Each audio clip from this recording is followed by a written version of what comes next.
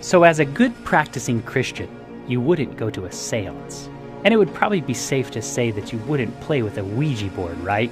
You don't dabble in magic and sorcery, but could it be possible that you do engage in these activities simply by being a passive observer? Are you participating in these forbidden practices by taking pleasure in them? Since the dawn of cinema, the Hollywood industry has been a spiritualism peddling machine. Today, it's so commonplace that most people don't even bat an eye. I'm sure there's a lot of well-meaning Christians who have seen their fair share of occult movies, despite them having questionably dark themes. Many of these films even go as far to reveal there's a great battle between light and darkness. Yet for a lot of sincere Christians, there seems to be a disconnect between what the Bible warns against and one's appetite for entertainment. Have you noticed the increase of supernatural elements in movies in recent years? It seems to be the main ingredient. By constant exposure, you become desensitized to it and therefore familiar with the dark spiritual underworld. Take, for example, the ever-increasing popular comic film series, The Avengers. It's a non-stop mix of supernatural power and sorcery that dazzle the senses. If you ask fans how they'll receive these box office giants, they'll respond with an overwhelming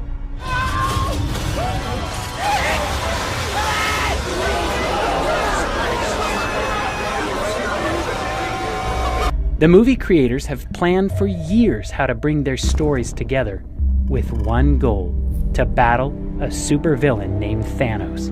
What we always try to do at Marvel Studios is we're building the cinematic universe, is look at the big picture, how can things relate across movies and across years. Avengers Infinity War is the culmination of the entire Marvel Cinematic Universe as started in May of 2008 with the release of Iron Man 1. And it really is an unprecedented culmination of a series of films interlinked together, which at the time had never been done before. And for us, the important thing is making it all come together. We know they're going to face Thanos. We've been setting that up since Avengers 1. Who came from a group in the universe called the Eternals. He seeks supreme power and is on one personal mission to acquire all the Infinity or Soul Stones, as sometimes they're referred to. According to the Marvel Wiki, each stone has certain powers associated with them, like controlling the souls of the living or the dead, ultimate control over life in the universe, the ability to see in the past or the future, omnipresence, or the ability to read thoughts and dreams, or the ability to create anything, along with the access to manipulate all forms of energy. Do any of these powers sound familiar to you, in a biblical sense? Only the God of heaven has these abilities, yet in the fictional world of Marvel, these superpowers are acquirable, making its holder to be like God. Master, you cannot. Thanos is the most powerful being in the universe. I also don't think it's by chance that this evil supreme being comes to Earth on a warship called the Sanctuary 2. There's just too many parallels here to be a mere coincidence. Since the beginning of time, man has been deceived to believe that through sorcery and magic, one could attain godlike abilities. God gave frequent warnings not to have anything to do with these dark arts. Leviticus 19:31 says, "Do not turn to mediums or seek out spiritists, for you will be defiled by them. I am the Lord your God." God is crystal clear. We are defiled by magic and sorcery. Deuteronomy 18:10-12 calls sorcery and witchcraft an abomination, which is the strongest verbiage God can use to illustrate his divine hatred for it. Superhero movies are notorious for these elements being incorporated into their storylines. One such movie that sucked a lot of Christians into its hype, despite its questionable content, was The Black Panther.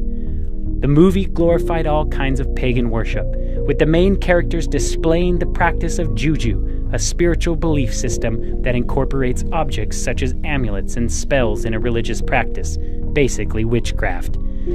There was ancestral worship, for example, when the king's mother called upon the ancestors to bring back her son. Call upon the ancestors. Call upon past. I'm here with my son to John. Heal him. There was worship of the Egyptian goddess Bast. There was animal shape-shifting, like when the Black Panther changes into his animal form, which is also a form of witchcraft. There's necromancy, the practice of communicating with the dead.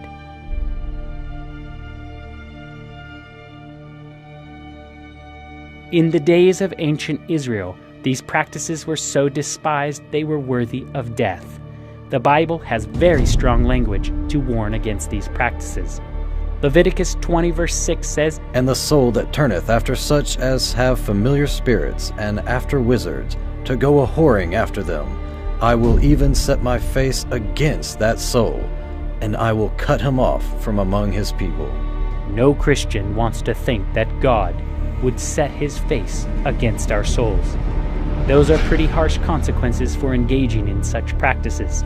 My suggestion, you should stay far away from them. Don't support them with your money, your eyes, or your attention. So in the light of this, here are some upcoming movies that you should probably scratch off your must-see lists. A House with a Clock in Its Walls, produced by Steven Spielberg's production company called Amblin Entertainment, is nothing shy of satanic. It's interesting that it's based on the beloved children's classic written by John Bellairs and illustrated by Edward Gorey. It's quite a scary thought to think that this is children's material. The writer of the Harry Potter series, J.K. Rowling, is back at it again with her newest occult agenda in the children's film Fantastic Beasts and Where to Find Them, Part 2. Ironically, it's said of the main character, I know he's working under your orders. What do you have to say for yourself, Dumbledore? If you'd ever had the pleasure to teach him, you'd know Newt is not a great follower of orders. I know someone else who's the king of not following orders. I also find it interesting that in the trailer for the film, it asks the question, who will be able to stand against the darkness? Are they suggesting that the only way to do so is to use witchcraft and wizardry? Might want to mark this one off your list as well, because my Bible tells me in Ephesians 6:13 that the only way to stand against the darkness is to put on the full armor of God. And when that evil day comes, you may be able to stand your ground. The helmet represents salvation. Jesus is your salvation. The breastplate represents righteousness. Jesus is your righteousness. The belt represents truth. Jesus is the definition of truth. The shoes are the gospel of peace. Jesus is the Prince of Peace. The sword is the word of God, and the whole book points to Jesus. That means the only way to stand against the darkness is to put on Jesus. Disney is one of the biggest peddlers of the occult. They have 6 films that will hit the box office this year. Out of these 6 films, all of them have elements of the occult. That's 100%. It's not family-friendly anymore, folks. The devil is preparing for his final deception, and spiritualism is preparing the way. The Bible gives clear instructions so that we will not be caught off guard and be deceived. Thanks, Satan. It's subtle, actually. Got it. The only way to withstand this delusion is to know the truth, and the truth is only found in the Bible.